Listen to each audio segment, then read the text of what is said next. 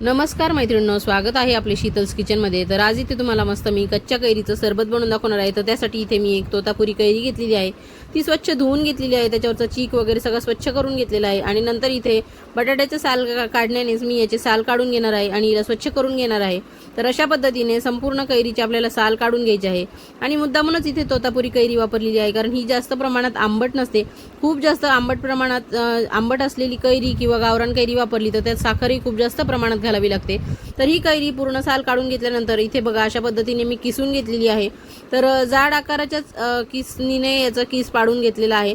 तर अशा पद्धतीने बघा व्यवस्थित ही कैरी आपल्याला किसून घ्यायची आहे। तर जेवढी होईल तेवढी आपल्याला ही किसायची आहे, जोपर्यंत कोय लागत नाही आतमधली तोपर्यंत।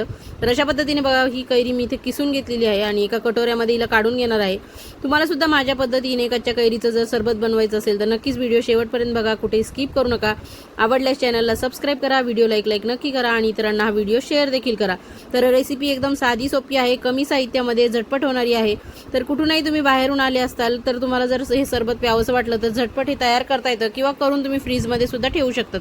तर अशा पद्धतीने बघा चवीपुरतं मीठ इथे मी टाकून घेतलेलं आहे कैरीवर आणि अर्धी वाटी एवढी साखर यामध्ये मी टाकलेली आहे।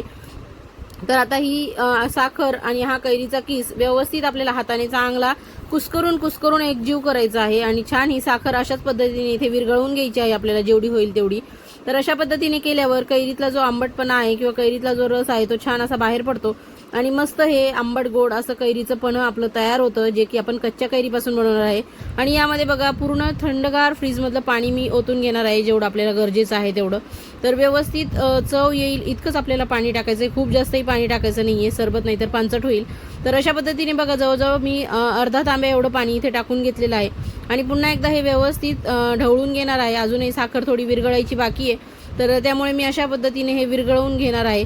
तर हे आपलं सगळं विरघळून झाल्यानंतर अशा पद्धतीने मी हे गाळून सरबत तयार करून घेणार आहे। तुम्हाला जर गाळून आवडत नसेल तर असं कैरीसोबतही तुम्ही घेतलं तरी सुद्धा चालतं, म्हणजे सरबत पिता पिता त्यातली कैरी सुद्धा दाताखाली येते। तसंही बऱ्याच जणांना आवडतं, तुम्ही तसंही पिऊ शकतात किंवा अशा पद्धतीने गाळून सुद्धा घेऊ शकतात। आणि गाळल्यावर तुम्ही म्हणाल एवढी कैरी वाया घालवायची का नाही, तर याच्यापासून तुम्ही चटणी बनवू शकतात, कैरीचा तक्कू बनवू शकतात। तर असे वेगवेगळे पदार्थ तुम्ही यावरच्या राहिलेल्या कैरीपासून बनवू शकतात, ती बिलकुलही आपल्याला वाया घालवायची नाहीये।